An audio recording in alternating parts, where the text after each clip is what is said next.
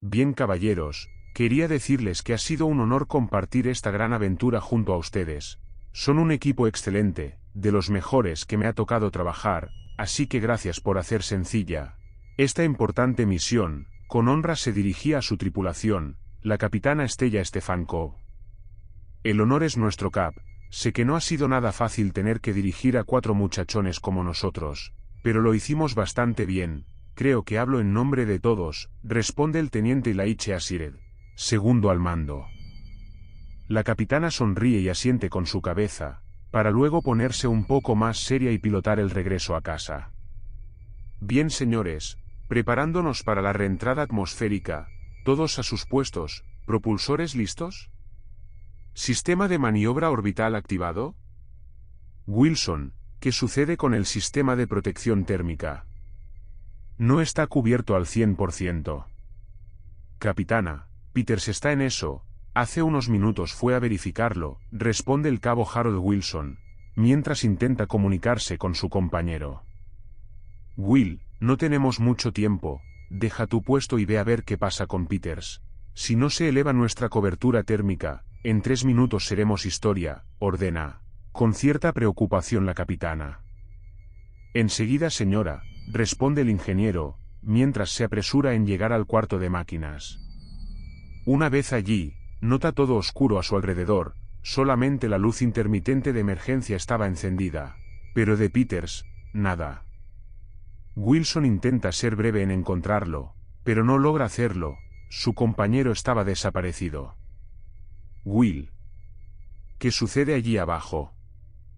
La resonante voz de la capitana se hacía eco en su radiotransmisor. Estella, no sé cómo decir esto, pero Peters desapareció, responde un titubeante Wilson. ¿Cómo? ¿Qué demonios dices, Will? Pregunta la capitana. No está Estella. ¿Qué quieres que haga? Vuelve a contestar el ingeniero. Dios. ¿Dónde pudo meterse Peters? Bien, no tenemos tiempo. Activa el sistema térmico, Wilson, y regresa de inmediato a tu posición. Haremos esto sin él, ordena la capitana. A los segundos, todos los tripulantes estaban ubicados en sus puestos de operaciones, excepto Peters. Muy bien, Arias, quemaste todo el combustible. Acabo de hacerlo, señora, el mismo ya fue incinerado, responde su oficial. Bien, entonces, listos, ingresando a la atmósfera terrestre en 3, 2, 1, ahora. Se podía oír la voz de mando de Estella, mientras el transbordador comenzaba a temblar de una manera descomunal. En ese momento el Aliens Space llegaba a alcanzar unos 1600 grados centígrados de calor, siendo este el momento más crítico del descenso. La nave viajaba a 8,5 kilómetros por segundo, de esta manera, levemente comienza a ser efectiva su desaceleración hacia la base militar. Cabo Cañaveral, costa oeste, Florida. Aquí desde la oficina de telecomunicaciones de la NASA, confirmé contacto Aliens Space.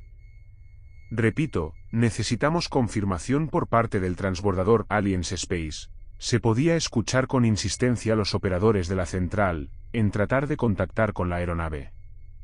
Señores, tenemos visualización, notifica otro de los operadores. Maldición. Aliens Space, necesitamos de urgencia saber su estatus, por favor confirmar el contacto. Aquí la capitana, Stella Stefanko, confirmamos Houston, aquí todo está bien, permiso para aterrizaje torre. Me alegra oír su voz, señora, soy el comandante Edmund Flagg, le asignamos la pista 6 para aterrizar. Buena suerte, capitana. Entendido, gracias, comandante. En ese momento, la aeronave comienza a descender con éxito en el sector indicado, luego de ello, aguardan unos 40 minutos de espera, para su enfriamiento, y luego sí, los tripulantes finalmente bajan de ella. El lugar estaba repleto de medios de comunicación de todo el mundo, no era para menos. Después de 40 años el hombre volvía a pisar la luna. Stefanenko, Asired, Wilson y Arias estaban en tierra. Fueron recibidos por el mismísimo presidente norteamericano, Lenny Bask, quien al verlos expresa unas cálidas palabras: ustedes son un orgullo para este país. Han vuelto a marcar un hito en la historia, y sobre todo colocado a los Estados Unidos de Norteamérica otra vez en lo más alto del pedestal. Soy sincero con ustedes 5. En ese momento el presidente se queda en silencio por un instante, luego susurra sobre el oído del comandante Flagg, quien ahora tomaba la palabra. Disculpe, capitana, ¿dónde está Randall Peters? Estella respiró profundo y lo miró a los ojos diciéndole: No lo sé, comandante, desapareció en la sala de máquinas, justo antes de entrar a la atmósfera. Lo buscamos por todos los rincones mientras el transbordador se enfriaba, pero no lo encontramos. El experimentado militar, con un ojo más arriba que el otro y bastante desconfiado, vuelve a decirle: ¿Segura de lo que dice, capitana? ¿No me estará ocultando algo? En ese instante, el ingeniero Harold Wilson interrumpe la conversación. Disculpe, comandante, es así, lo envié para activar la cobertura térmica y jamás regresó. No me pregunte, porque la realidad es que ninguno de los 4 sabemos qué le pasó a Randall, señor. Flagg, bastante molesto, los vuelve a increpar. La situación es esta: tengo un excelente cabo, que por artes mágicas desapareció en la misión más importante de los últimos tiempos, y ninguno de ustedes me puede dar la respuesta correcta. No busco excusas, quiero la verdad. ¿Saben qué está sucediendo afuera ahora? Están preguntando dónde carajos está Randall Peters, y esperan mi respuesta. ¿Qué quieren que le diga a su esposa y a sus hijos? ¿Que se perdió jugando a las escondidas en transbordador espacial? Coherencia, por favor. En ese momento todos los astronautas quedaron en silencio, mientras perplejo el presidente miraba la escena.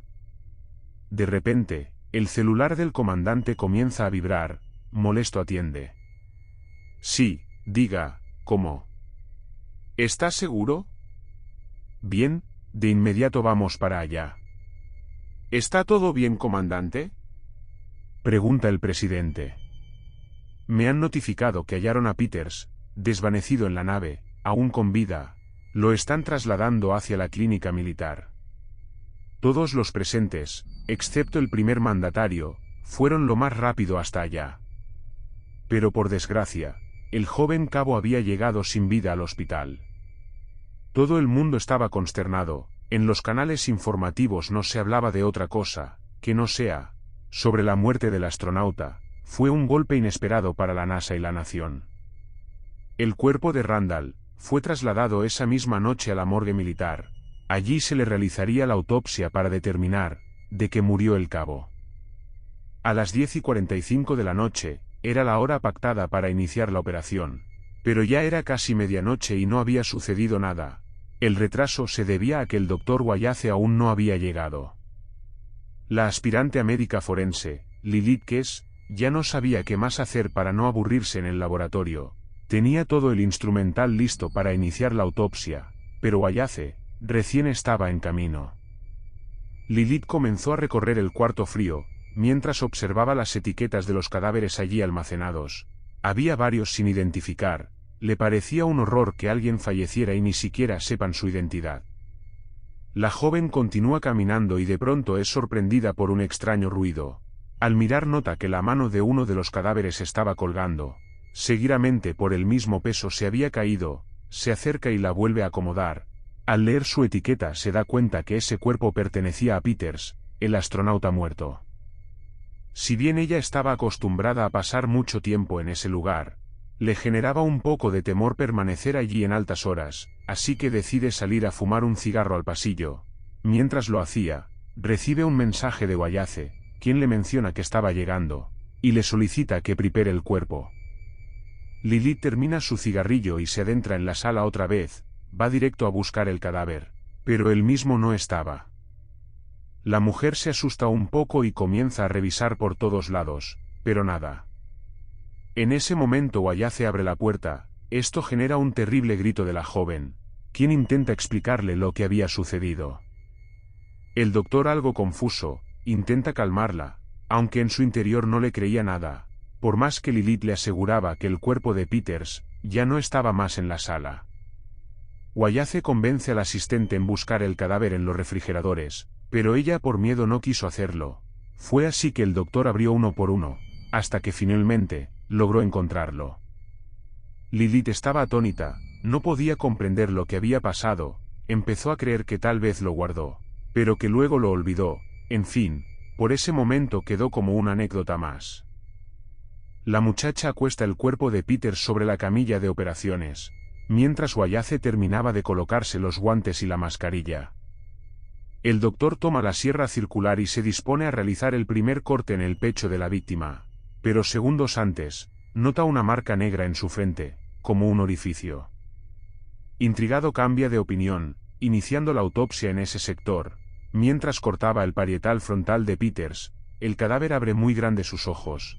Esto asustó tanto a Wallace que accidentalmente lanza la sierra hacia el rostro de Lilith, quien sorprendida no logra esquivar el disco de la herramienta. La mujer cae al piso y enseguida se levanta conmocionada. El grito horroroso de Wallace no hacía más que asustar a Lilith, quien no paraba de perder sangre.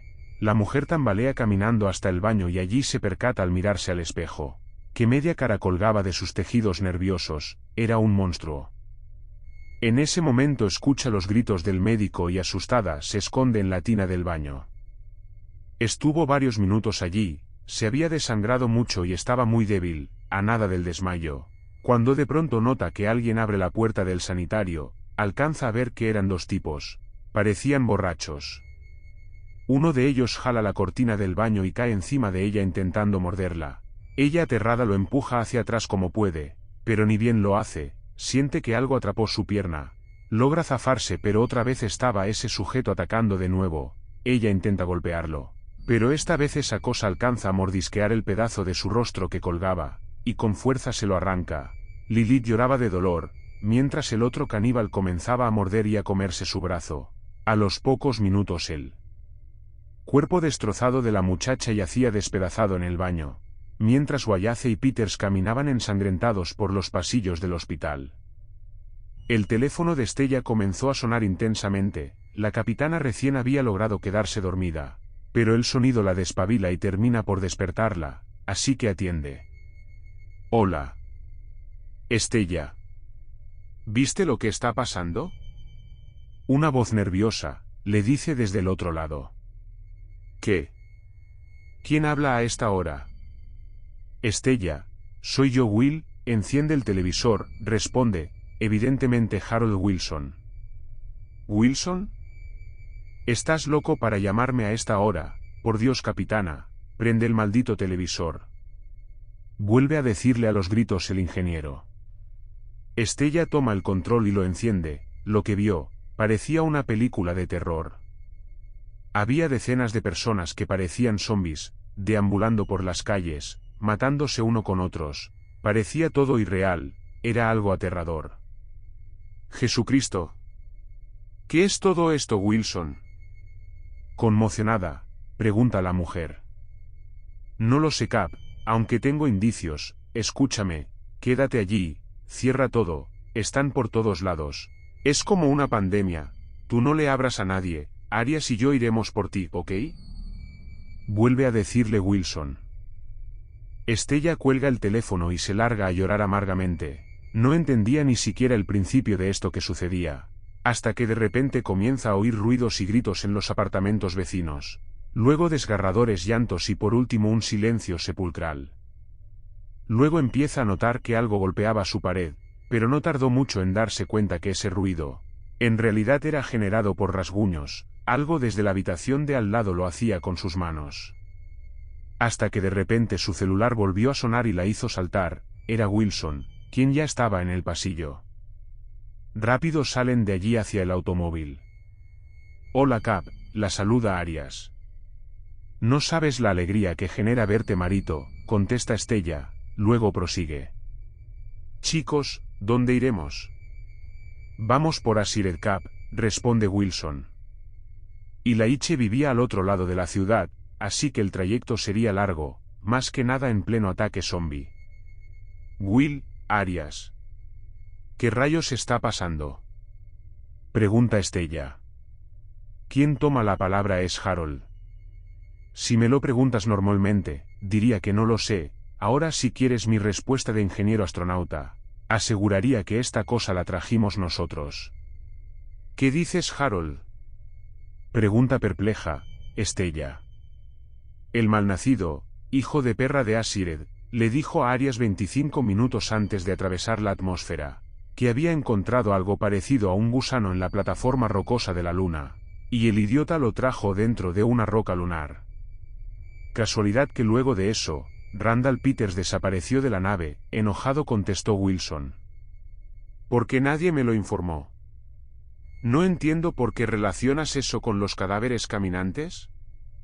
Vuelve a preguntar incrédula Estella.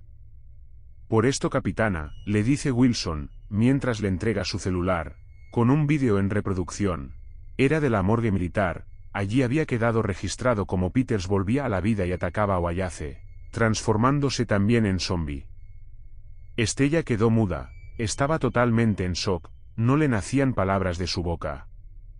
Tranquila Estella, yo no dejaré que nada malo te pase, le dice Wilson.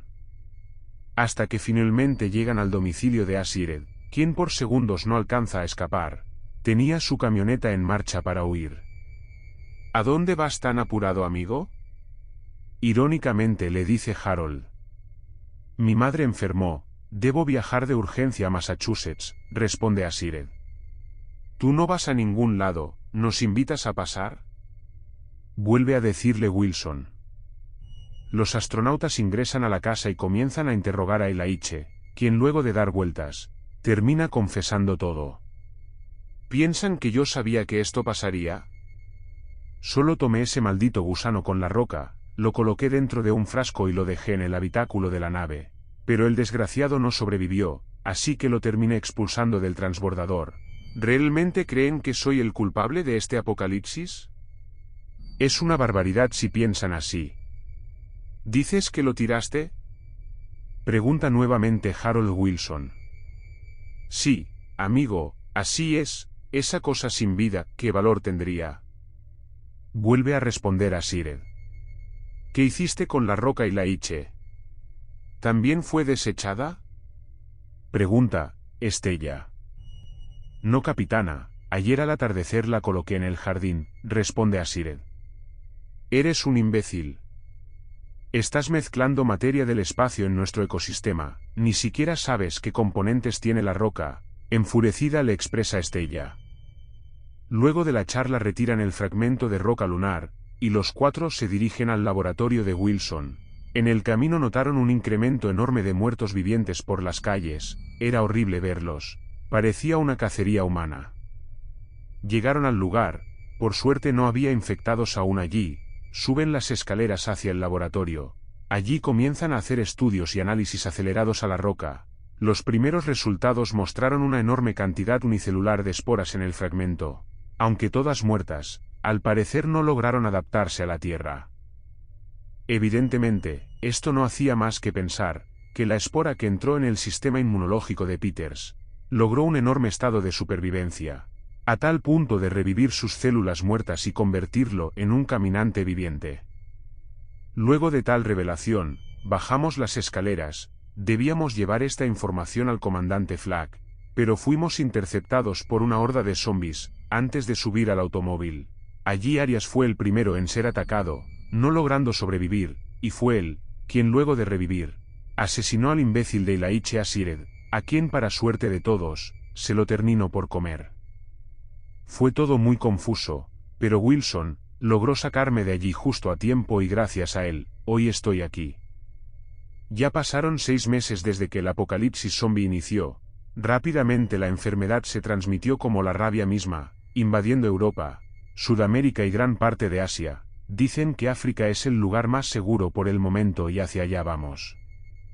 La humanidad está en jaque, las hordas de caminantes son destruidas por los ejércitos en todo el mundo. Pero detrás de ellos, miles más vuelven a levantarse.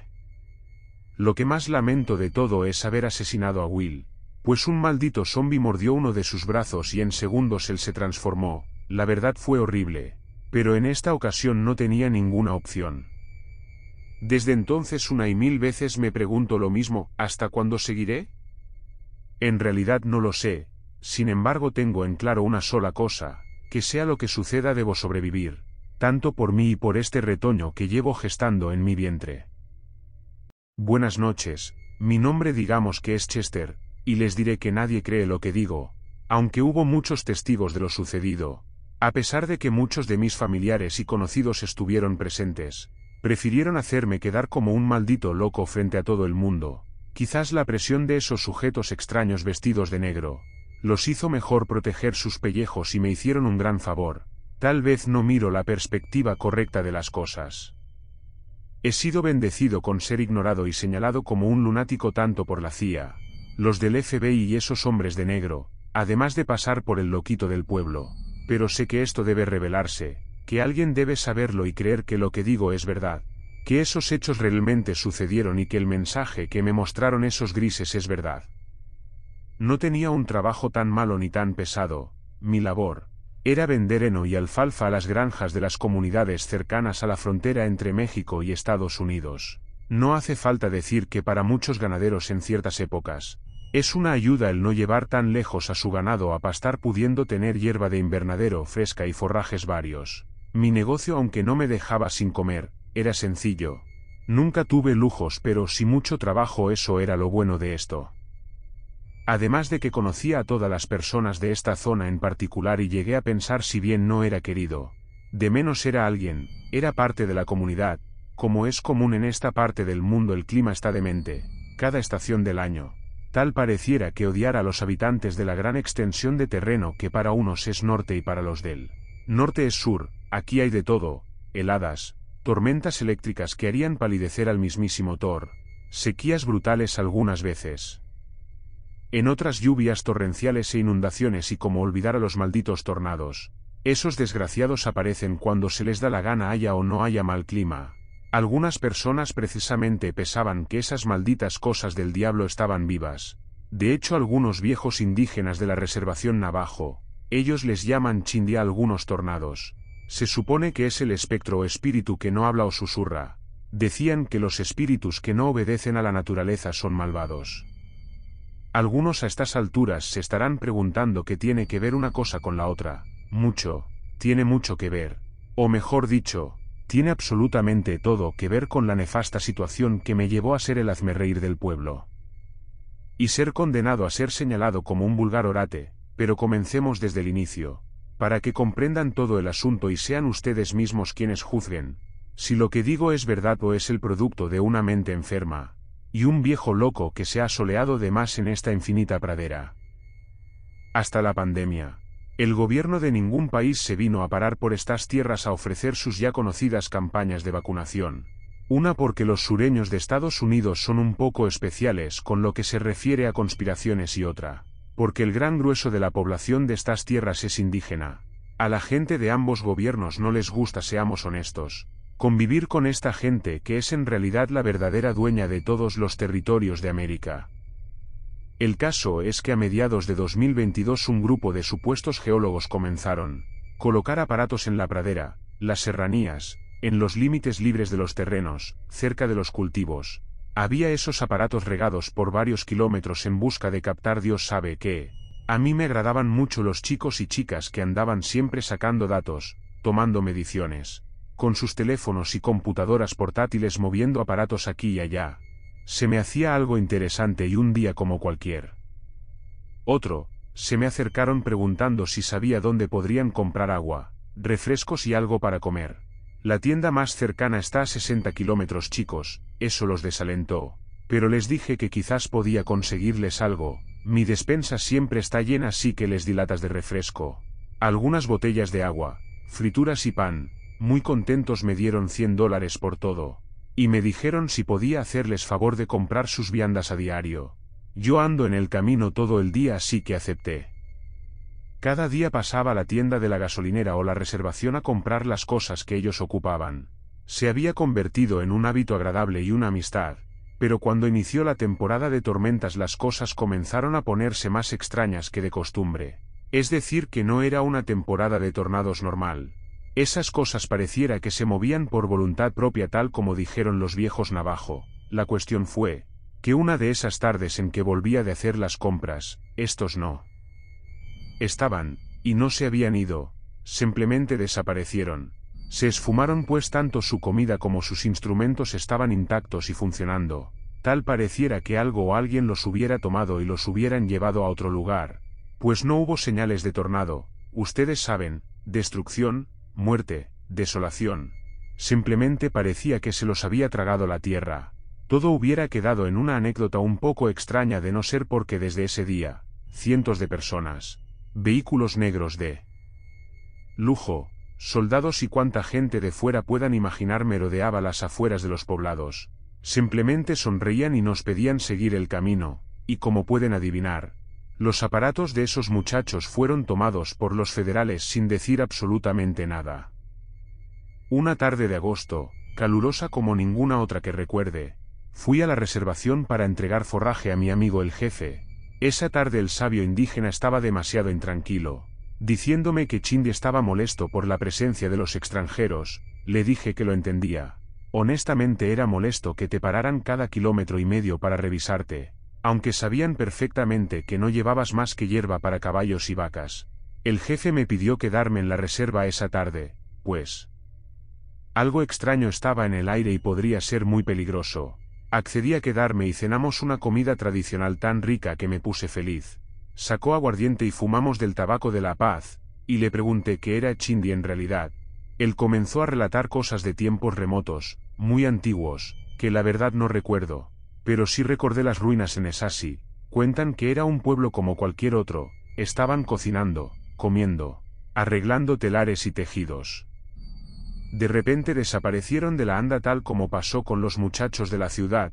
Cuando los Navajo fueron a ver, pensaron que la tribu estaba maldita, pues todo estaba intacto, pero no había quedado un solo ser vivo en la aldea. Eso me hizo estremecer.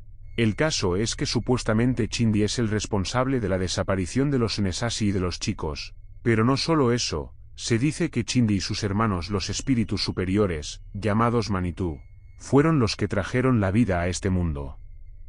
Y que así mismo como inició, pueden terminarla si lo desean.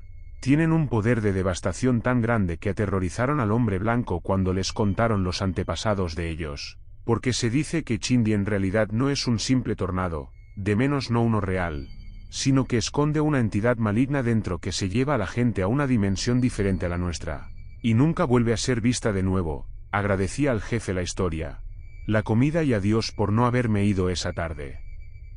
A la mañana siguiente mi mente estaba totalmente revuelta. Resulta que los dioses como los conocemos no son del todo buenos, y que los extraterrestres en realidad eran seres superiores de dimensiones lejanas que nosotros llamamos dioses hace mucho tiempo, y que son esos mismos dioses que crearon y poblaron este mundo quienes decidirán cuándo destruirlo o arrasarlo. El estómago se me revolvió de tan solo imaginarme semejante poder divino que es capaz de moldear o desintegrar un universo hasta su último átomo. Mejor le di un gran trago a mi café y me dediqué a mis labores como era normal. Por las noticias confirmaban que más al norte varios tornados entre comillas normales habían hecho algunos destrozos, pero nada extraño ni fuera de lo ordinario. Casi nunca hay heridos graves cuando te preparas para vivir en una región tan hostil como esta. Lo que sí me hizo frenar en seco fue algo que salía de todas las cosas extrañas que yo jamás hubiera visto. A lo largo de 25 años recorriendo esta maldita pradera, no solo me resultó extraño encontrar cientos o quizás miles de huesos de animales, perfectamente apilados como una construcción de legos. Tal pareciera que los tiempos del general Custer con la masacre masiva de búfalos hubiera vuelto.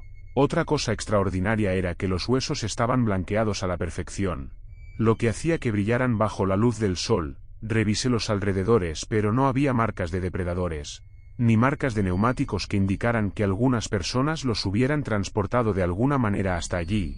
Simple y sencillamente apareció ese túmulo fúnebre y tenebroso en medio de la nada. Literalmente como si hubiera caído del mismo cielo, tan perfectamente acomodados el uno con el otro que no había una sola fisura libre, ninguna comisura, tal como se arma un rompecabezas, pero de una manera tal que se necesitarían muchos artesanos expertos y una paciencia infinita, para lograr dejarlos de una manera piramidal tan simétrica y perfecta. Esto definitivamente no era nada natural. Por si fuera poco, No despedían olores desagradables tal como si siempre hubieran sido huesos y jamás llevaran carne, nervios, venas, sangre y piel sobre ellos. Me mojé la cara con mi alforja, me tallé los ojos y subí a mi vieja camioneta. Nuevamente me enfoqué en mis asuntos. A pesar de que no me podía sacar de la mente la montaña de huesos, debía seguir trabajando. Pero al venir de regreso, había un inesperado y numeroso retendón de esos tipos del traje negro. Habían colocado las camionetas negras elegantes para no dejar pasar a nadie que no fuera revisado antes. Estaban desviando el tránsito hacia otro carril e interrogando a los conductores y pasajeros acerca de algo. Me imaginé inmediatamente que se trataría de la pila de huesos de allá atrás. Definitivamente eso tenía algo que ver con el osario que encontré antes de mediodía. Pero no dejaron ni siquiera mirar de reojo a nadie. Eso se estaba poniendo cada vez más loco.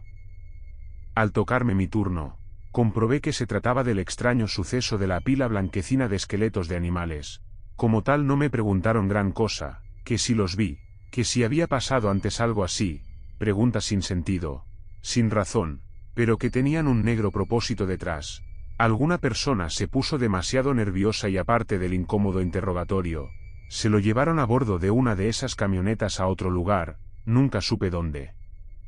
Regresando a casa después de mi última entrega comencé a ver algo igual o más extraño y loco que la montaña de huesos. Eran animales, pero no eran de una sola clase. Había mapaches, ciervos, coyotes y animales domésticos, todos caminando uno tras otro en un círculo perfecto, como si hubieran sido adiestrados para ellos.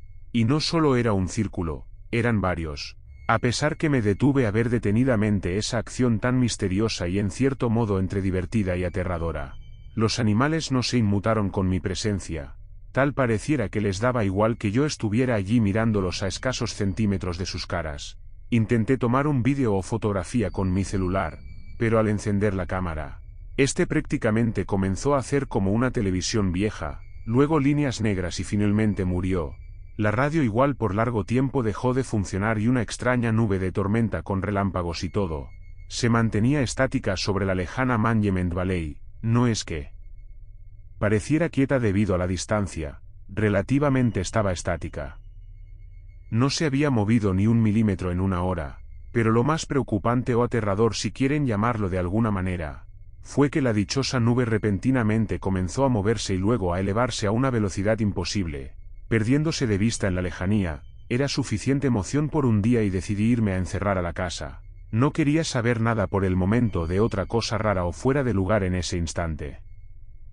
La tercera visita a la reservación para entregar forrajes y alimentos al jefe no se concretó, pues justo al entrar a la intersección de Window Rock había otro retén que hasta se miraba ridículo. Eran demasiadas camionetas negras del gobierno seguramente, digo. Somos simples campesinos, no somos extremistas religiosos o terroristas. El caso es que se miraba imposible de que me soltaran en poco tiempo.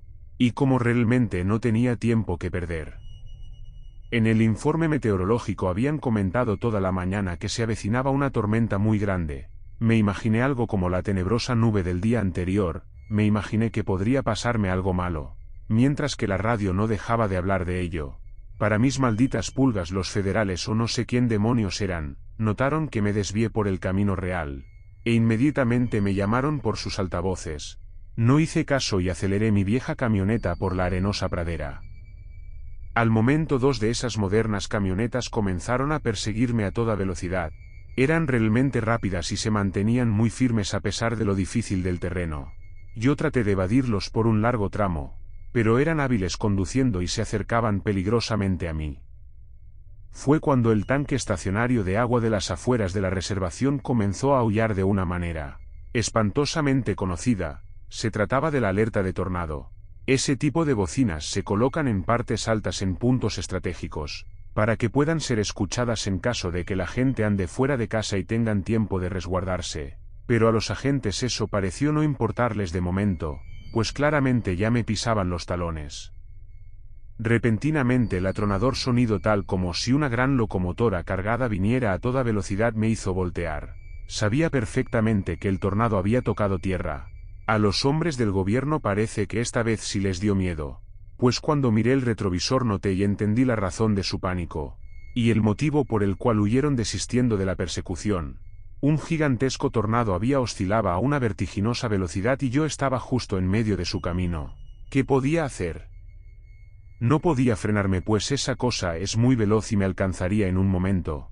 No podía desviar el camino pues el viento en espiral te succiona o te arroja de cualquier manera.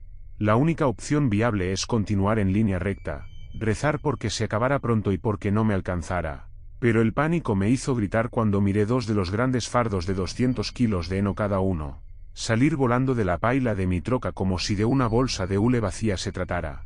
Aceleré cuanto más pude pero a los 180 kph, mi troca dejó de acelerar y comenzó primero a bajar la velocidad. Luego ya no la sentí avanzar. Se empezó a estremecer violentamente y al mirar hacia afuera noté que el tornado me estaba arrastrando, succionando, y fue cuando Chindy apareció, danzando tal como lo dijo el jefe navajo. Me supuse que se trataría de una alucinación debido a la experiencia y todas las emociones que habían sucedido en la semana, pero era tan real que creí tocarlo, sentí haberlo tocado. De repente todo se puso blanco como si un inmenso sol blanco emergiera del centro del tornado. Al mirar hacia abajo, ya no miré el piso, de hecho, no miraba nada, todo era negro. Me imagino que era el espacio exterior. Luego un estruendo, todo dejó de sacudirse y se hizo un gran silencio y luego me desmayé. Al despertar respingué y di un salto hacia atrás, pues estaba ante la presencia de tres sujetos que estaban ataviados con ropas extrañas, pero que curiosamente se me hacían muy familiares. Tanto las ropas como las pieles de esos sujetos eran grises de un tono plateado pero no muy brillante. En sus atuendos había alguno que otro matiz de colores leves pero realmente eran grises como si fueran grafito o algo por el estilo, y cuando uno de ellos, el que identifiqué como Chindy, me llamó por mi nombre, lo hizo con una voz serena, amable, pausada, agradable y cálida, tal como le hablaría un padre a su hijo pequeño. Al inicio estaba extremadamente asustado, pues los otros dos no hablaban en mi idioma, pero si hablaban entre ellos, supuse no querían hablar conmigo. El más alto de ellos, quien como les dije se identificó como Chindy, fue mi único interlocutor durante casi toda la abducción, pero al parecer los tres entendían mis palabras. Al preguntarle quiénes eran y dónde estábamos, ellos me mostraron un muro de aspecto metálico con algunos grabados parecidos a los de la tribu navajo.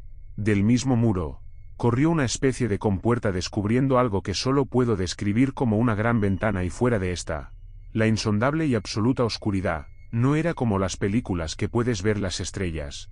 Realmente esa oscuridad era perturbadora, inquietante, literalmente mirabas hacia la nada absoluta. Pero cuando Chindy pidió acercarme a ella y asomarme más de cerca, el aire se fue de golpe de mi cuerpo y mis piernas se doblaron de sorpresa. Era la Tierra, carajo. Estábamos en órbita.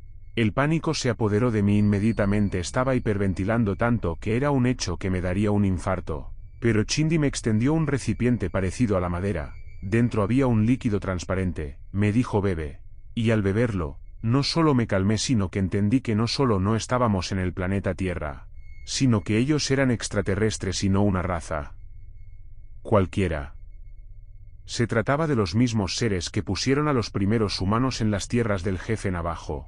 Por decirlo de una manera coherente y entendible, esos seres eran los dioses creadores del mundo. Los mismos que crearon y se llevaron a los Nesasi sin dejar huella. Y que este ser que se definió a sí mismo como Chindy era algo así como Manitou, es decir, un dios muy grande para los nativos, el cual estaba ataviado como un viejo chamán nativo. Sus hermanos eran Tetán, que quien traía una piel de bisonte plateada sobre cabeza y hombros, y el más bajo de ellos Osquenontón, que portaba el mismo atavío de ellos pero en forma de ciervo igualmente plateada. Al preguntarles sobre el motivo de mi estancia en ese lugar, ellos me mostraron la mirada que todo lo ve y que te deja ver lo que es y lo que será. Me acercaron a un lugar donde nos sentamos los cuatro. En el centro de ese lugar, dentro de una especie de cuenco, había un líquido negro tan denso que no reflejaba la luz, pero que al moverlo mostraba al mundo joven, tal y como era al principio, mostrando toda clase de animales extraños y plantas que jamás había visto en mi vida. Además de que conforme iban pasando las eras y la vida iba evolucionando, comenzaron a mostrarme a la naciente humanidad, cómo comenzó su historia desde la forma más primitiva, hasta el descubrimiento del fuego, la rueda y los metales, la forja y la cocina. Todo me resultaba fascinante y hermoso, hasta que el hombre descubrió la capacidad bélica, Me escandalicé ante los cruentos conflictos, la crueldad y la indiferencia ante el dolor, pero lo que realmente me hizo llorar fue ver las imágenes de algo reciente, algo que había pasado recientemente. La pandemia mundial del SARS-CoV-2. El cómo acabó con tantas personas y el cómo hundió al mundo en el pánico. La desesperación y la depresión absoluta. Luego imágenes de la intolerancia incontrolable que surgió a raíz de ese mal. El cómo comenzaron las naciones levantándose contra sí mismos, cómo iniciaron batallas sin sentido, motivos ni razones, guerras del pasado volviendo en el presente, posteriormente la enfermedad y el hambre a un nivel jamás calculado o concebido por ningún intelecto, los gobiernos disputándose los territorios sin importarles el porvenir, o bienestar de sus ciudadanos ni los derechos humanos, la gente padeciendo y sufriendo a causa de la negligencia de los poderosos, quienes teniendo los medios, los utilizarán para engrandecer nombres de tiranos y dictadores. Con promesas de libertad que en realidad es una nueva época de esclavitud disfrazada y finalmente la espantosa epidemia que ocasionará que los seres humanos se consuman a sí mismos, cazándose como animales, volviéndose salvajes y atacando a todo cuanto desafortunado ser vivo que se cruce en su camino. La moral y la razón desaparecerán y el hombre será el lobo del hombre. Se desatará una verdadera carnicería donde solamente los más salvajes sobrevivirán mientras que el resto de la humanidad desaparecerá. No habrá ningún plan de contingencia, de evacuación o de defensa tan eficaz o rápido para evitarlo. Finalmente los animales mutarán debido a la gran contaminación y envenenamiento que el hombre vacía sobre el vientre de Pachamama hasta que estos se depreden a sí mismos y a los pocos resquicios de la raza humana. Finalmente la tierra agonizante y harta de tantos dolores, despertará borrando todo rastro de vida de su superficie. Cuando las imágenes cesaron de pasar ante mis ojos, yo estaba horrorizado tirado en el piso, totalmente fuera de mí. Les pregunté que en cuántos años esto iba a suceder, pero por primera vez los tres dioses o espíritus superiores respondieron juntos a una voz: no va a suceder, ya está sucediendo, es cuestión de tiempo para que la tierra quede totalmente devastada por la mano del hombre. La única opción que nos dieron era la de intentar mejorar en lo posible, para evitar la inminente destrucción por nuestra propia mano, o la purga definitiva y el reinicio de la vida en el planeta por mano de ellos. Al terminar de explicarme todas esas cosas propias del Apocalipsis letra por letra, comencé a gritar de manera histérica al grado de que cuando cobré conciencia de mí mismo, estaba justo donde el tornado supuestamente me había succionado, pero mi troca estaba intacta, al igual que mi carga, no tenía ni un solo rasguño.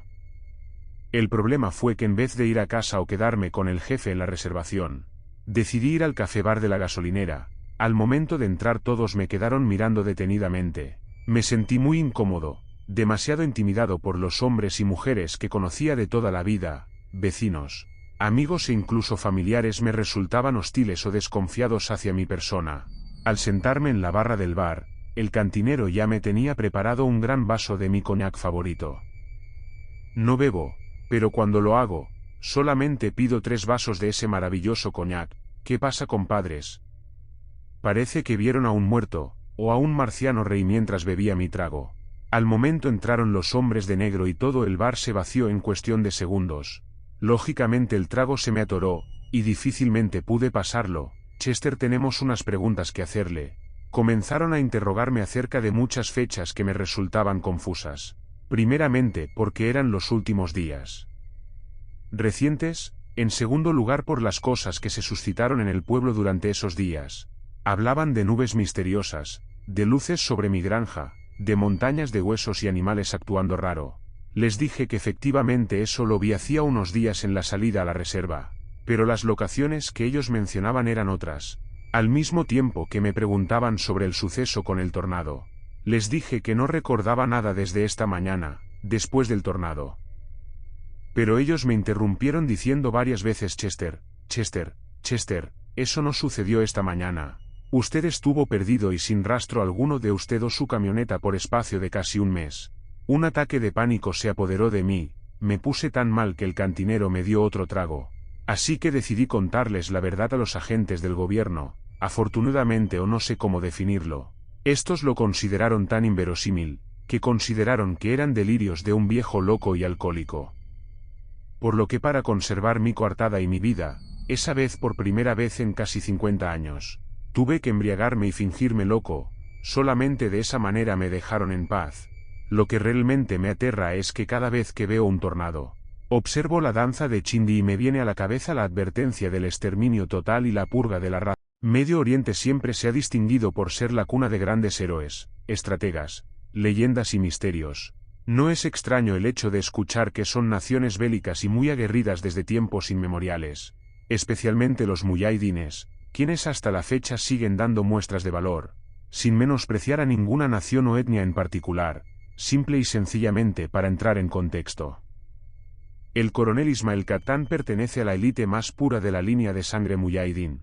A pesar de que toda su vida la pasó en Palestina, y a diferencia de muchos de sus camaradas de los escuadrones especiales nocturnos, él no solamente se preparó para ser un gran elemento de fuerzas especiales, ascendiendo rápidamente al ser uno de los más letales y precisos francotiradores, lo que le ganó el apodo del cazador palestino, sino que debido a su deber sagrado.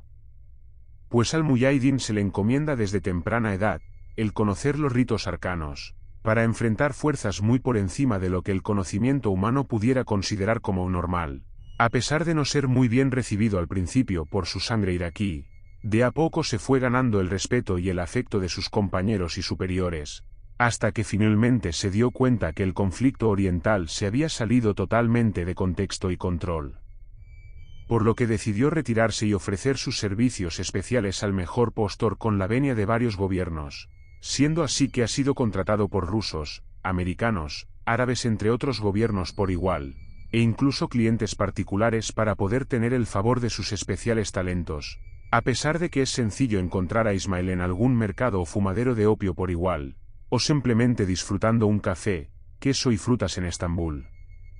Pero una cosa es que sea fácil de encontrar e intocable, y otra muy diferente, es que se interese por la causa que le quisiera contratar. Eso fue lo que llevó al teniente Adalid Morales, perteneciente a los caibiles de Guatemala, a contactar en secreto a Ismail debido a un caso que aparentemente le iba a concernir e interesar en gran medida. Adalid se presentó ante el cazador dando los pormenores de la misión que se le encomendaba. Ismail al inicio desconfiaba del militar como era de esperarse, hasta que llegó a la parte que le interesaba.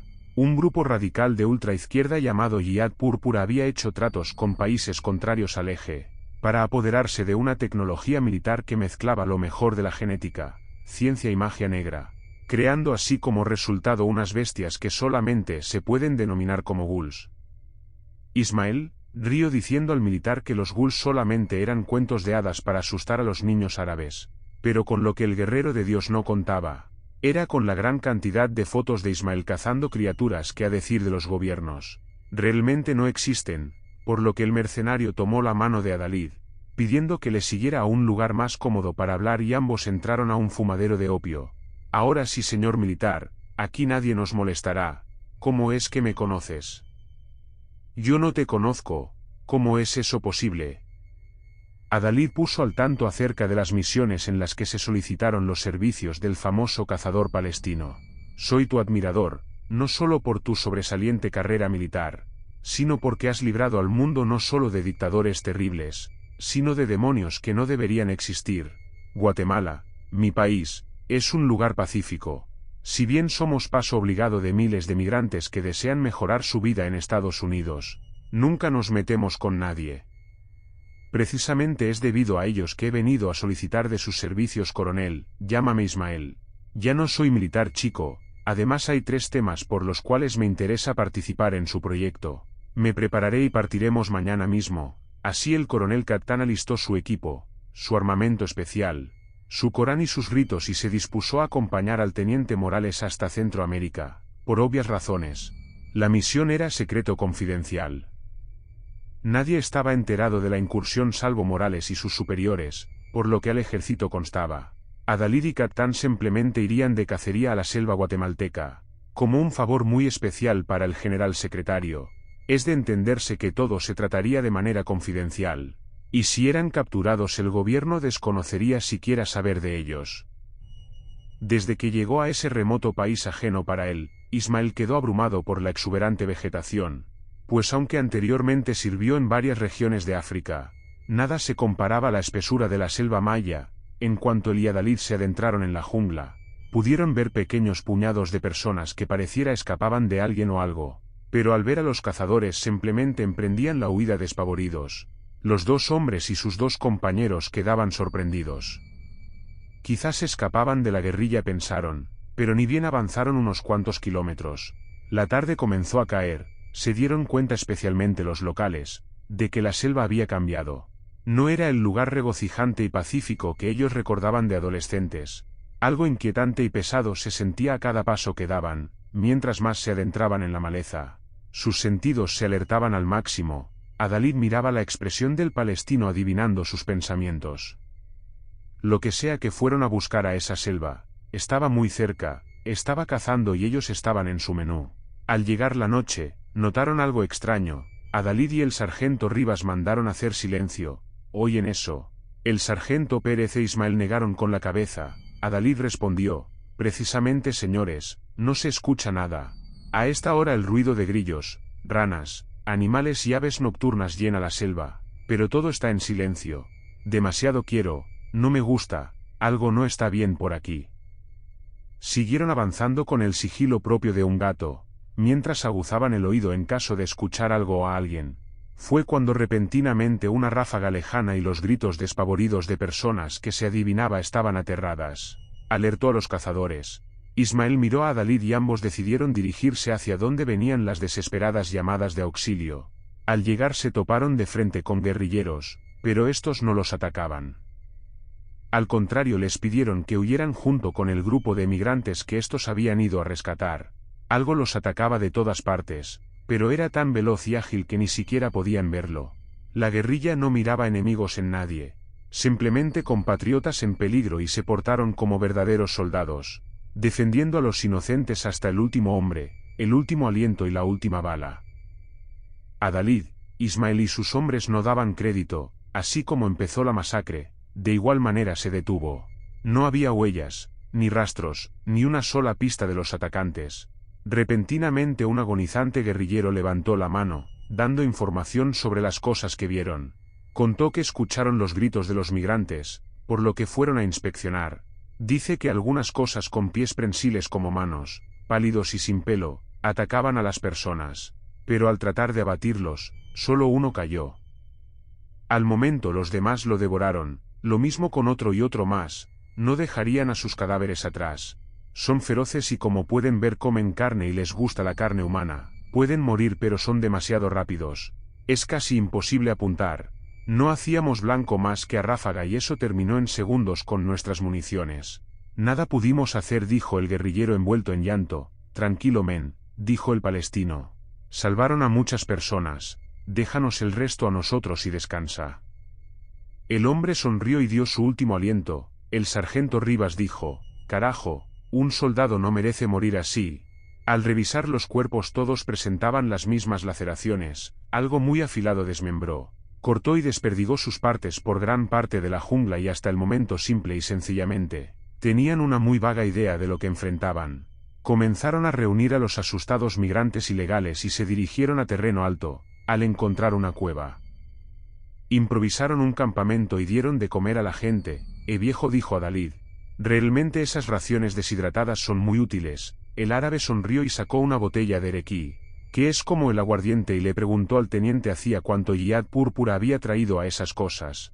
Adalid hizo un gesto al beber el poderoso licor y respondió, sinceramente a inicios de año pensaron en venderlo a los cárteles y la guerrilla como una especie de sabuesos, o algo así. Los mandos de mi gobierno lo catalogaron como armas biológicas, una blasfemia contra la misma naturaleza. Aunque es cierto que las primeras pruebas de efectividad fueron muy satisfactorias, al enfrentarlos a animales grandes como pumas, lobos y osos, decidieron que sería una buena idea hacerlos cazar algo a campo abierto, por lo que dispusieron desalojar por un supuesto simulacro la región de la frontera de Tecunumán, que colinda con Tapachula en Chiapas, México. Aunque suene inhumano, escogieron a 6 de los peores reos. La oferta era jugosa y generosa. Si lograban escapar y vencer a esas cosas, serían liberados y se les darían $100,000 en efectivo y la posibilidad de irse donde quisieran. Los reos no lo pensaron, deseaban su libertad a cualquier costo, y como dije, No eran prisioneros comunes y corrientes, eran exmilitares, caiviles, narcos y guerrilleros, conocían la selva. Incluso les dieron ventaja de 20 minutos, pero al soltar a las bestias, estas dieron con sus presas de inmediato. Lo malo es que al querer devolver a las bestias a sus cajas, estas no obedecieron. Incluso los árabes trataron de obligarlas con sus métodos, después de todo ellos eran sus creadores. Pero solo hicieron enfadar a las criaturas, hicieron pedazos a sus manejadores y a todas las personas que estuvieron presentes en la supuesta presentación. Al parecer el fallo fue no haberlas alimentado. Para sorpresa de nadie, le agarraron gusto a la carne humana. Ya no se conformarían con nada más. Por si fuera poco, como vimos hace un momento, se multiplican por infección. Como los zombis o los vampiros, y se comen a sus muertos. El caso es no dejar nada atrás que sirva para atraparlos. Al igual que el guerrillero, el chamán o brujo, no sé cómo llamarlo, Murabit, le interrumpió Ismael. Bueno, prosiguió el teniente, ya agonizaba y no le entendían qué quería decir. Solamente una palabra entendieron entre todo lo que el anciano dijo. Muyahidín. Ismael se llevó la mano a la barba y la frotó ansioso. Amigo, te seré sincero, trajimos mercenarios de Rusia, pakistaníes, hindús, kenianos, somalíes, a los mejores cazadores furtivos. Y esos malditos hijos del diablo acabaron con todos y cada uno de ellos. Luego, por mención de algunos turcos otomanos, nos enteramos de un cazador muyahidín que había cazado a un gigante en Kandahar, a una manada de guls en Nariza y un hombre lobo en Kabul. De inicio lo dudaba, pero en parte estas cosas fueron traídas al mundo por brujería árabe, así que, ¿por qué dudar de sus leyendas? Y las pistas nos llevaron a ti, el famoso coronel Ismael Khattan. Eres una leyenda en Medio Oriente.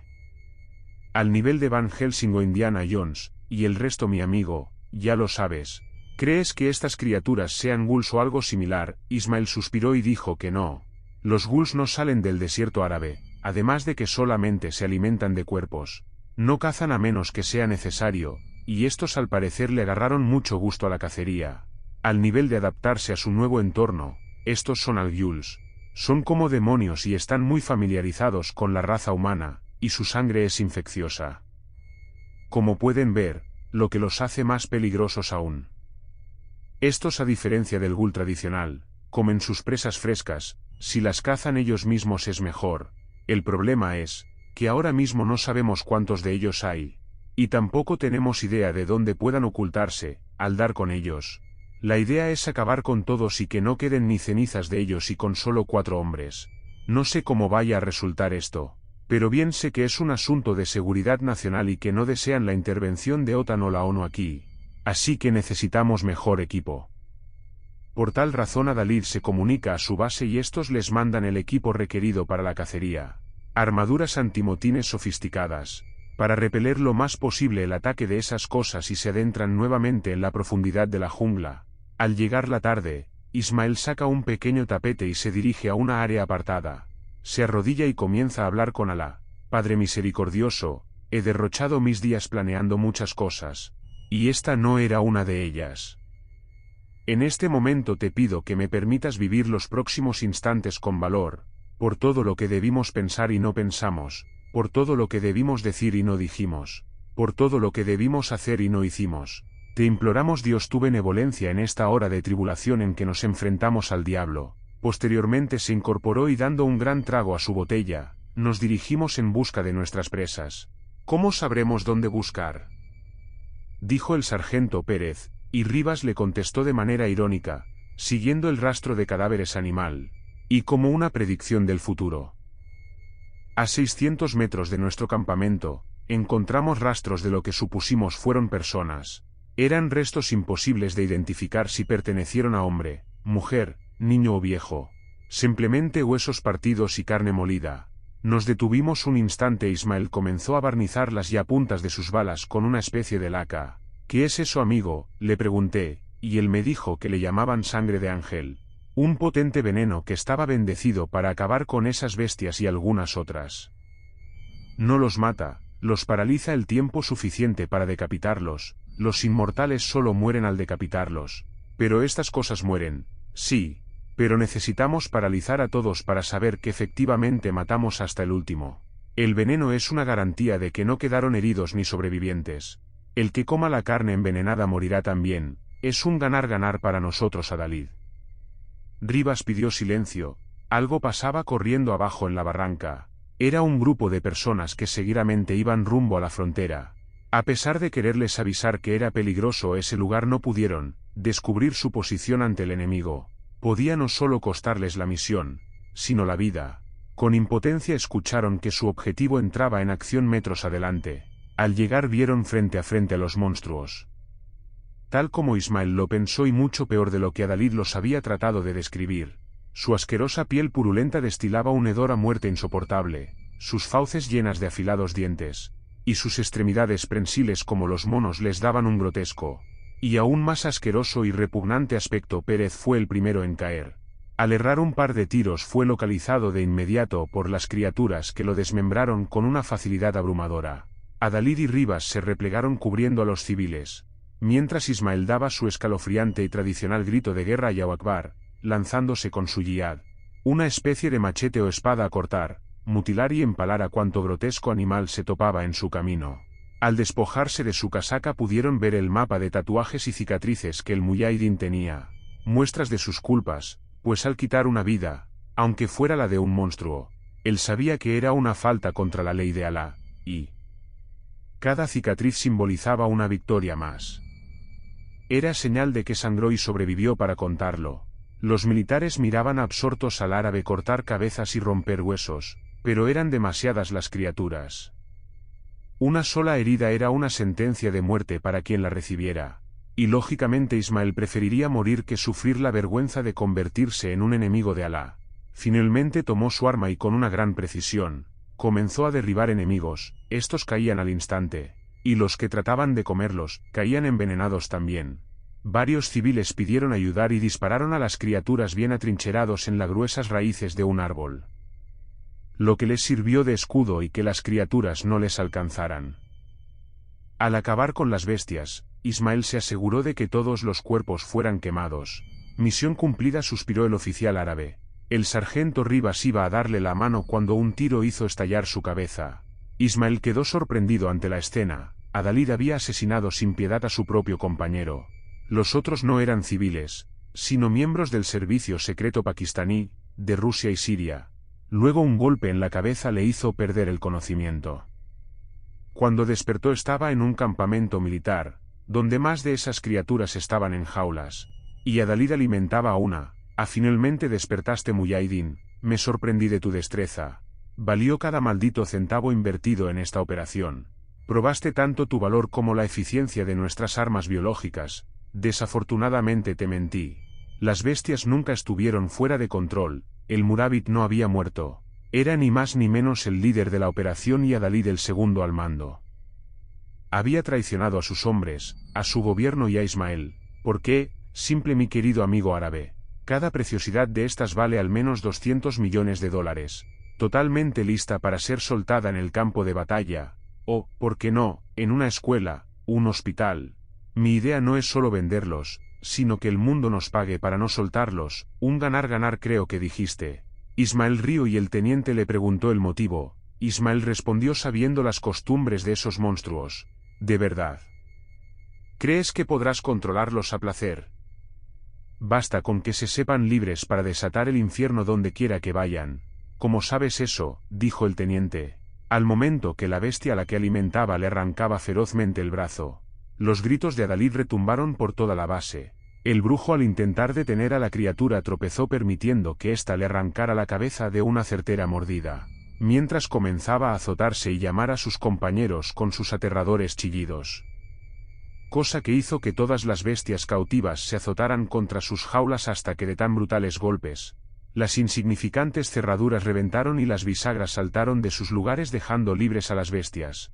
Los mercenarios nada pudieron hacer frente a la oleada de criaturas que los despacharon fácilmente al otro mundo. Las únicas armas eficientes contra ellos eran las manos de Ismael, que estaban atadas, su yihad y sus balas envenenadas.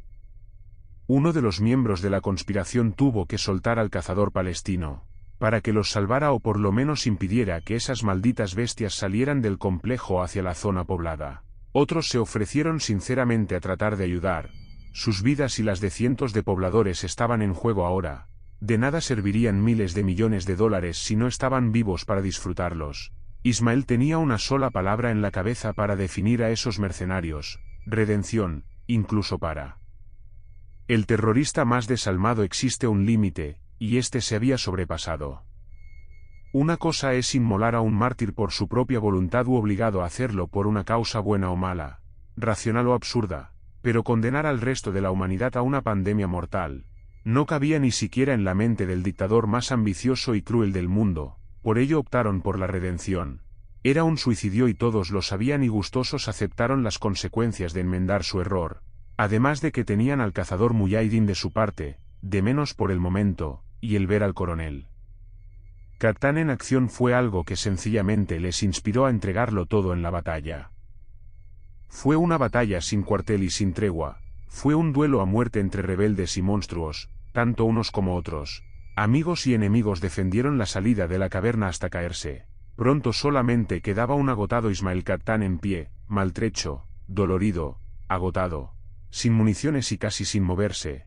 El coronel cerró los ojos esperando su final cuando un familiar gritó Allahu Akbar y una lluvia de plomo rodearon al gran mercenario. Las bestias restantes cayeron a los pies de Ismael.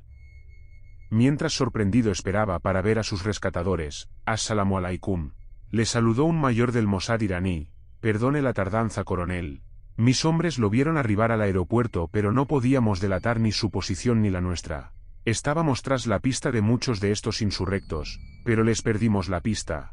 La gente que rescató en las cavernas nos dijo hacia dónde habían partido. Ismael agradeció y como el Mossad tenía favores, muchos favores pendientes con él, lo repatriaron en secreto, y aunque debido a lo cruento de la batalla se le dio por muerto, Ismael solamente sufrió varias fracturas, y la pérdida del ojo y la oreja derecho. Optó por retirarse un tiempo, dejándose encontrar solamente si él lo decidía.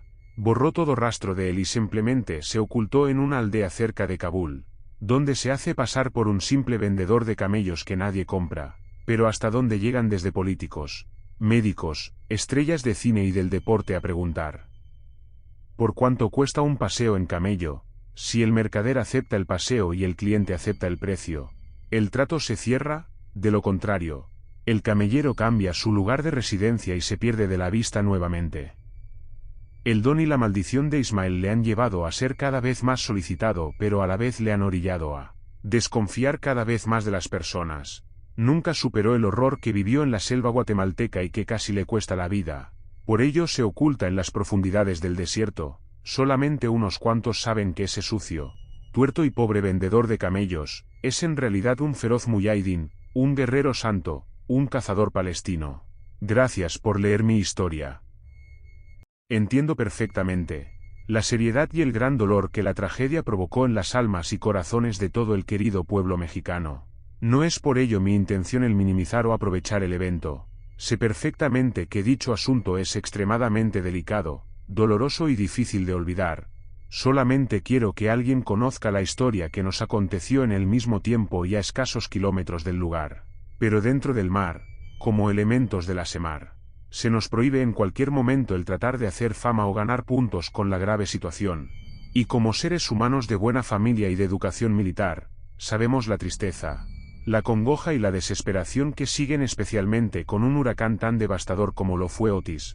A los deudos de las personas que se perdieron y los que perdieron la vida en tan lamentable catástrofe.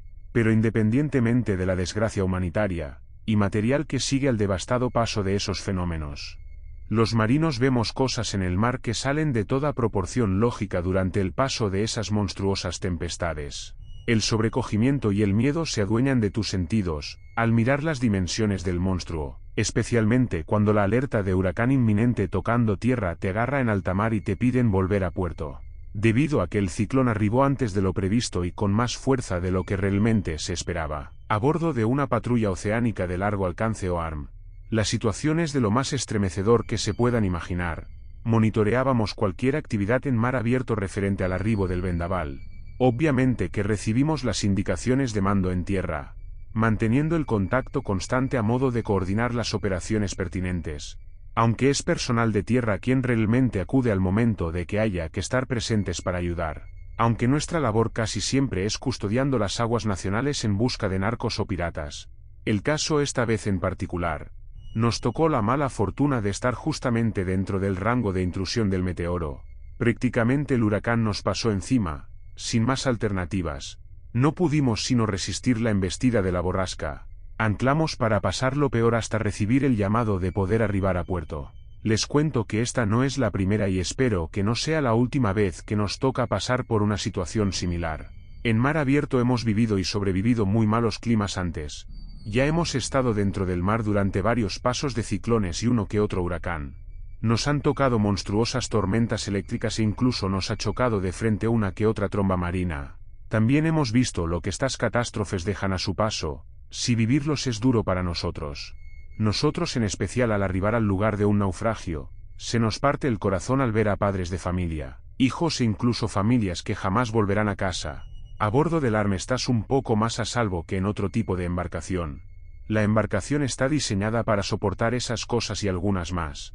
Además de que confía mucho en mi tripulación, doy mi vida por todos y cada uno de ellos, pues sé perfectamente que mi personal está preparado para cualquier tipo de eventualidad, emergencia, operación de rescate, incursión, asalto o invasión que llegase a presentarse. Precisamente para eso se nos entrena, para estar preparados para todo, pero en ocasiones, el mar, la abrumadora extensión y profundidad del mar, nos hace cuestionarnos si realmente sabemos todo lo que hay dentro de este. Creemos conocer a la perfección nuestro territorio de trabajo, pero el mar siempre nos sorprende e incluso llega a aterrarnos con sus extraños, y yo particularmente les llamaría antinaturales comportamientos. Por eso supe que cuando tuvimos el primer contacto con Capitanía de Puerto y los responsables de control marítimo de ese mar, estaban en serios problemas. Primeramente los vientos arrasaron con todo a su paso apenas tocaron tierra. Lo primero en caer fue la comunicación por radio, la señal se cortaba constantemente. Eso era atribuido al viento y los rayos supusimos, pero realmente era otra cosa que siempre estuvo fuera de nuestro control y entendimiento y más allá de nuestras capacidades. Algo que claramente no te esperas presenciar en medio de la inmensidad del océano. Desde que era muy niño me había enamorado perdidamente de la inmensidad del mar, y a esa edad fueron las historias de marineros muy experimentados, como mi abuelo y mi padre que contaban infinidades de historias y cuentos, que hablaban acerca de valientes marineros encontrándose en mar abierto con barcos fantasmas, como el Mari Celeste, el Octavius, el Valencia o el famoso holandés errante. Pero sin duda las historias que más me gustaban eran las de tripulaciones luchando contra seres de fantasía como tritones, monstruos y sirenas. Esas historias aún son comunes quizás para pescadores y personas que se quedan por meses esperando lograr una buena pesca. Es perfectamente normal y una cosa de esperarse que el mar te juegue bromas muy pesadas. Si pasas mucho tiempo dentro de él, siempre se ha hablado de fenómenos como espejismos, escuchar cosas donde no las hay, y el famoso y mortal canto de las llamadas sirenas. Pero también es cierto que al ser un especialista naval, comprendo que todo eso tiene una explicación lógica y perfectamente científica.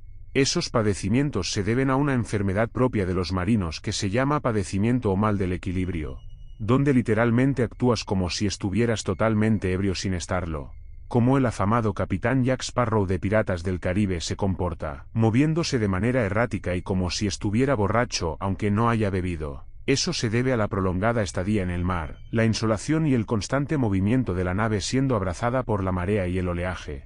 Pero cuando este mal te hace experimentar no solo náuseas o mareos, sino alucinaciones visuales y auditivas comienzan los problemas reales. Según nuestros instructores eso acabó con tripulaciones completas. Como infantes de marina se nos entrena para operar en condiciones de mucho estrés, por lo que supuestamente estábamos preparados y exentos para ese tipo de males. Por si fuera poco, ha habido personas que desarrollan talasofobia paralizante, es decir un miedo absoluto e irracional al mar. El caso fue que en punto de las 12 de la noche y 25, tiempo del centro de México, el centro del huracán Otis tocó tierra en inmediaciones del municipio de Acapulco de Juárez, Guerrero, como categoría 5 en la escala Saffir-Simpson, que es la máxima registrada o conocida para un fenómeno meteorológico como este. Entró con una ferocidad de vientos máximos sostenidos de 270 km por hora. En varias ocasiones subía a rachas de 330 km por hora y desplazamiento a 17 km por hora al nor-noroeste. Como era de esperarse, las extensas bandas nubosas de Otis propiciarán lluvias puntuales extraordinarias, mayores de 250 milímetros en regiones de Guerrero. El pronóstico no era para nada alentador. Estábamos seguros de que encontraríamos una zona devastada, incluso antes de haber siquiera tomado el rumbo hacia el estado donde sin duda requerirían de toda la ayuda posible. Justo en ese momento escuchamos un sonido similar al de las ballenas, ese inconfundible silbido que hacen cuando están cerca, y efectivamente, no esperábamos ver una migración de ballenas jorobadas en primera debido a que no era temporada. El teniente de fragata dijo que no estaban migrando, estaban huyendo. No soy biólogo, pero usando la lógica, ¿qué diablos en el mundo puede hacer huir de su hábitat a un grupo de ballenas adultas? Un resplandor se miró entre el límite del agua y el cielo, un resplandor como un flash. Se prolongó por espacio de 5 segundos o más, por lo que todos lo vimos. Les reitero que no soy supersticioso. He escuchado a lo largo de mi carrera un sinfín de historias de marineros hablando de sirenas, pero nunca pude imaginar a una mujer con caderas y cola de pez y el torso desnudo cantando en medio del océano. Se me hacía algo descabellado, sin sentido, pero empezamos a escuchar cantos armoniosos, con voces muy similares a las humanas. No eran sonidos de sonar de delfín, orca o ballena. Realmente eran vocalizaciones, tenían cierto sentido y un efecto embriagador.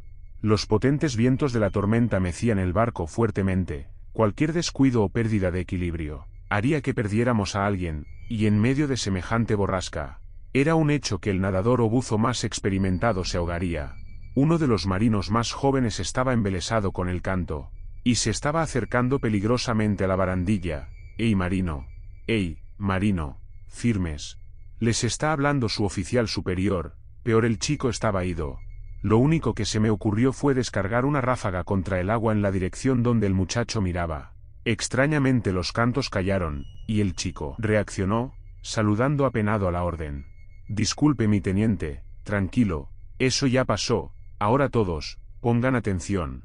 Hay algo en el agua y no tenemos ni idea qué pueda ser. Extremen precauciones y vamos a proceder acorde a la situación. Posteriormente un sonido profundo, que evidentemente no había sido producido por ninguno de los cetáceos que nos rebasaron el camino, pudiera producir, al grado de poner el sonar en alerta roja de colisión inminente. Todos se agarraron de lo que pudieron, entre tanto esa colosal cosa pasaba apenas rozando la embarcación. Claro que sacudió la nave, pero de un momento este se sumergió, produciendo nuevamente ese sonido similar al de los bajos a todo volumen en un amplificador. Luego un ruido seco, grueso, largo, regresó eso virando a babor, es decir por el lado izquierdo del bote patrulla. No sé qué demonios hizo. Luego algo estúpidamente inverosímil y difícil de describir. Una orca saliendo disparada muerta por el brutal impacto, tal como ellas hacen con las focas. Esa cosa la atrapó y el gran animal desapareció. Se tragó a la orca como si de una sardina se tratase. Nuevamente tomó profundidad y otra vez mucho movimiento junto a la nave. Mientras en tierra reportaban los primeros informes sobre los daños y la coordinación que llevarían a cabo para la emergencia, nosotros estábamos atorados en medio de la nada, siendo amedrentados y posiblemente acosados por una cosa que no podíamos ver. El ruido regresó, pero esta vez un gran banco de peces revueltos, delfines, tiburones y mantas pasaron sin importarles que estábamos en su camino, algunos chocando bruscamente con la embarcación, cayendo muertos en cubierta. Algunas de esas especies son de aguas más frías y profundas. Lo que quiera que fuera esa cosa estaba literalmente cazando a esos animales. La radio sonó pidiendo situación y posición. Respondimos que estábamos atrapados en la tormenta, además de que recibimos ofensiva y estábamos en alerta de ataque. Me sentí como un idiota al decirles que posiblemente eran narcos, pero ¿qué más podía decirle al mando? Pensarían que estábamos locos. Lamentablemente no era el caso. Más de 50 hombres lo pueden jurar, pero obviamente nadie quería perder su empleo. Afortunadamente el reporte del sonar daba a entender que en verdad teníamos nuestros propios problemas, por lo que nos dieron luz verde para accionar y hacer uso de la persuasión, las negociaciones hostiles y, de ser necesario, la reacción con poder de fuego. Posteriormente de que la fauna pasó atropelladamente junto y por encima del navío, de nuevo esa bestia nos pasó a traer, esta vez casi volcando la embarcación. La alarma sonó en la nave, poniendo a todos en alerta y tomando sus puestos de combate. El vigía de proa nos informó sumamente sobresaltado que todos los animales que pasaron a nuestro lado desaparecieron de repente, confirmado por la marca sónica de nuestros instrumentos, como si se hubieran esfumado de la nada. Solo podíamos ver a esa enorme mancha en el sonar estaba presente.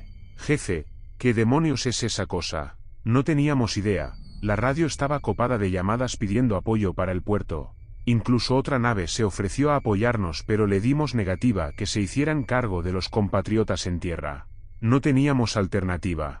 Estábamos solos. Teníamos que acatar las órdenes, pero también nuestra directiva principal es salvaguardar la vida, la seguridad y la integridad física y moral de la ciudadanía, por lo que decidimos enfocarnos en nuestra labor y alejar o definitivamente neutralizar esa amenaza. De repente la mancha enorme tomó rumbo al puerto. Órdenes, señor, carajo. No teníamos idea de cómo proceder.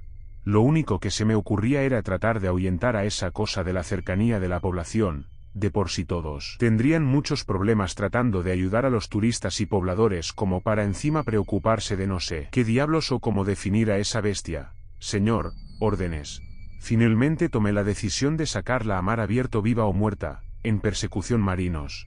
No vamos a dejar que esa cosa llegue a tierra ni mucho menos que se aproxime a la población civil.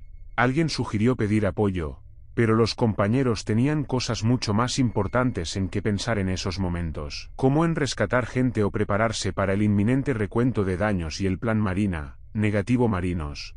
Este barco es lo suficientemente rápido y grande para enfrentar a un animal enloquecido.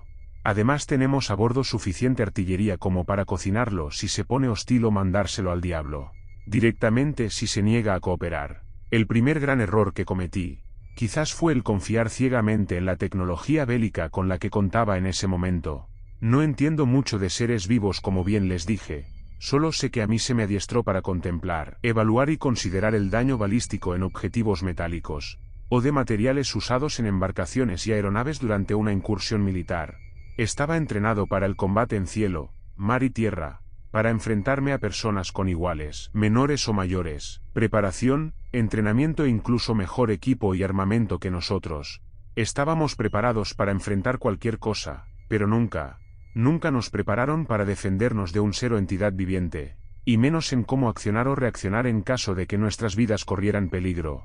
Al hacer contacto con una forma de vida que ni siquiera figuraba en los principales y más famosos libros o artículos de biología marina con la que contábamos en este 2023, por lo que mi única opción era la de mantener a mi tripulación a salvo y a los civiles principalmente. El primer punto de nuestro plan era el de interceptar a lo que hasta ahora solo era una mancha que abarcaba casi todo el sonar. Eso se convirtió en nuestra principal prioridad. El problema y segundo punto era que realmente no teníamos contacto visual. No teníamos una idea real de su contextura, dimensiones o de sus capacidades.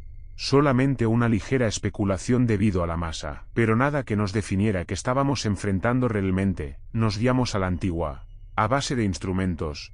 Decidimos atacar totalmente a ciegas, por lo que se empleó solamente la artillería ligera nada más, para llamar la atención de la criatura, con la inocente e inconsciente idea de intentar de alguna manera espantarla, amedrentarla y lograr que se fuera nuevamente a mar abierto sin hacerle daño. Así fue que los cañones ligeros de 40 milímetros abrieron fuego, dando inminentemente en el objetivo, pero lo que provocamos fue que esa cosa reculara, sí es verdad, pero al mismo tiempo la hicimos enfurecer, pues viró rápidamente en dirección de colisión contra la nave. De no haber virado a tiempo, el bote hubiera volcado y todos habríamos quedado a merced de la criatura. La bestia nuevamente tomó una buena distancia para intentar embestirnos a toda velocidad buscando impactarnos para hundir la nave. Lo conseguimos, logramos uno de nuestros objetivos prioritarios. Ahora teníamos toda su atención. El truco ahora era lograr que nos persiguiera. Prepararon cargas de profundidad con poco explosivo. 2 minas bastaron para hacerlo enojar aún más de lo que de por sí ya estaba. El ser extraño aumentó la velocidad en segundos y comenzó la persecución. Los reportes en tierra eran muy poco alentadores. La zona turística había recibido el brutal impacto de la tormenta de hielo. Ni los edificios ni las construcciones pequeñas pudieron soportar la furia de la tempestad. No había mucha cobertura. Por si fuera poco, la electricidad cayó, por lo que las telecomunicaciones se hicieron casi imposibles.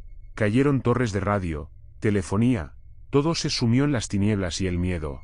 Nosotros no lo estábamos pasando tan bien que digamos. Una vez que nos alejamos lo suficiente de la costa, notamos que la bestia ya no nos miraba solamente como sus presas, sino como rivales.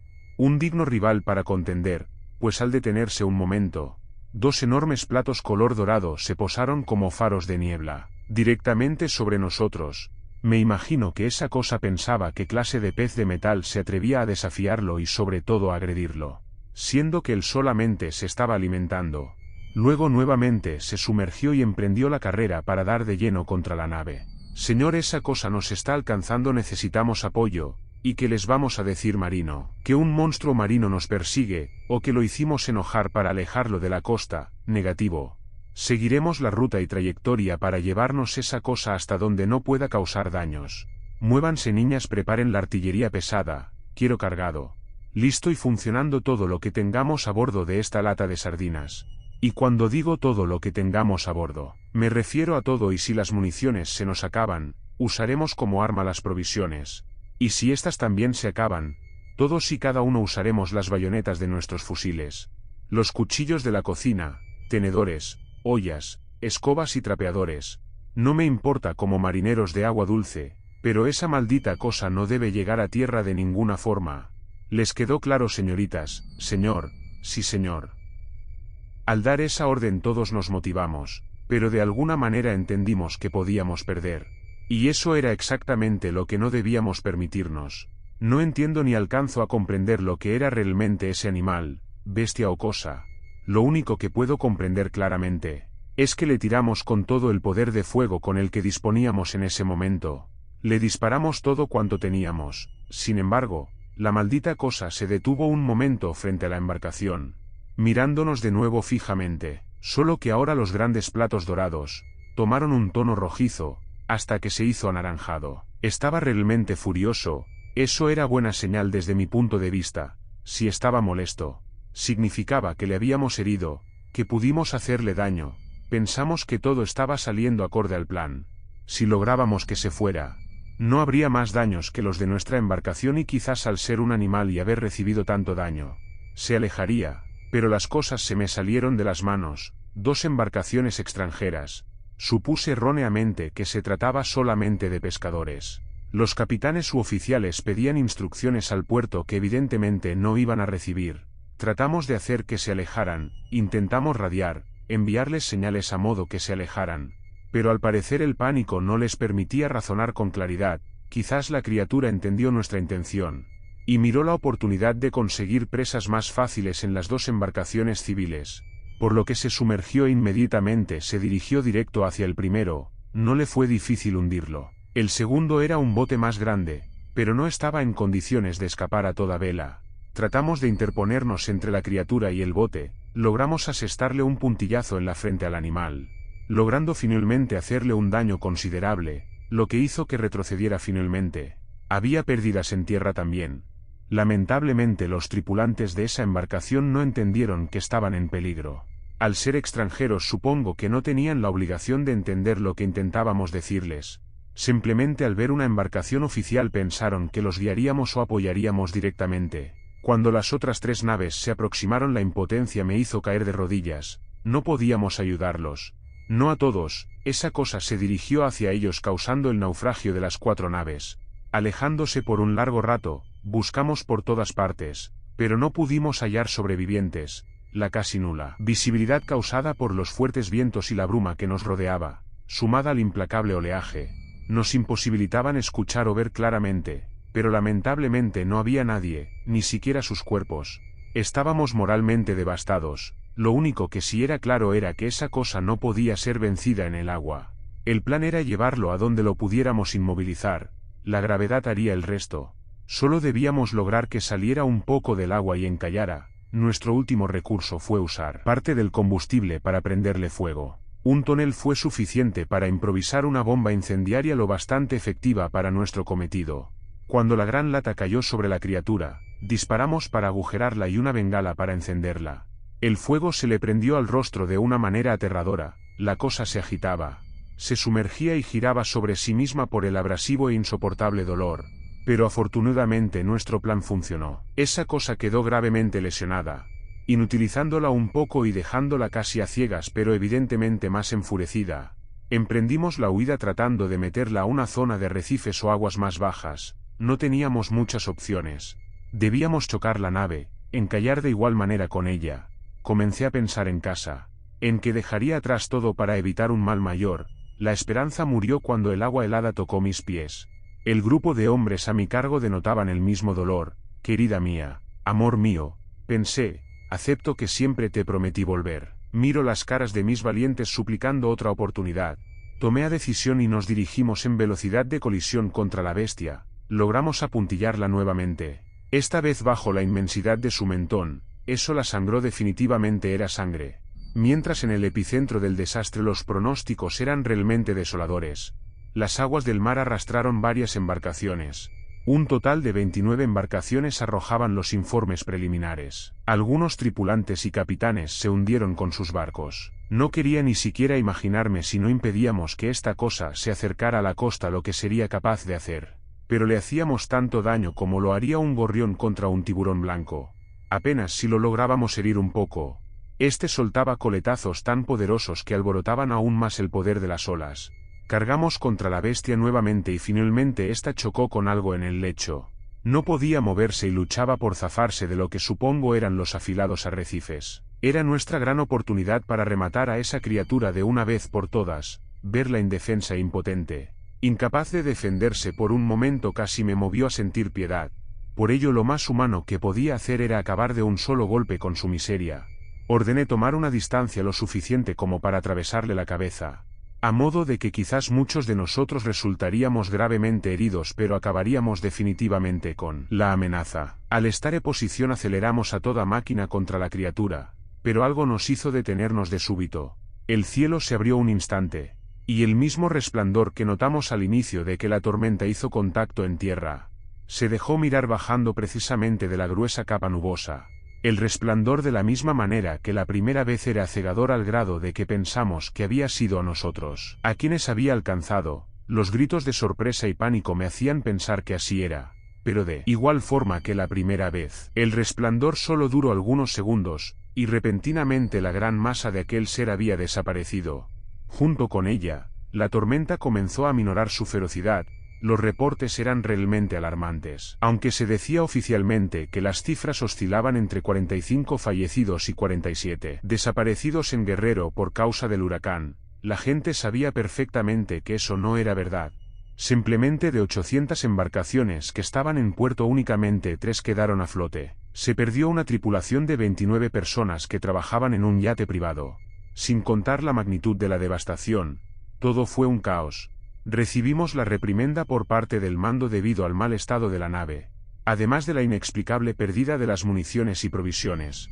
Intentamos contar esto a los más cercanos pero simplemente fuimos motivo de burlas.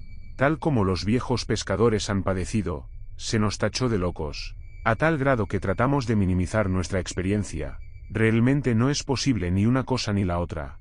Tanto la ineficiencia gubernamental para apoyar a los afectados y encontrar a los desaparecidos, como el que fuimos testigos de un hecho sobrenatural, y la presencia de un ente que supongo no pertenecía a nuestra dimensión, y que accidentalmente cayó aquí traído por el inusual poder del devastador Otis.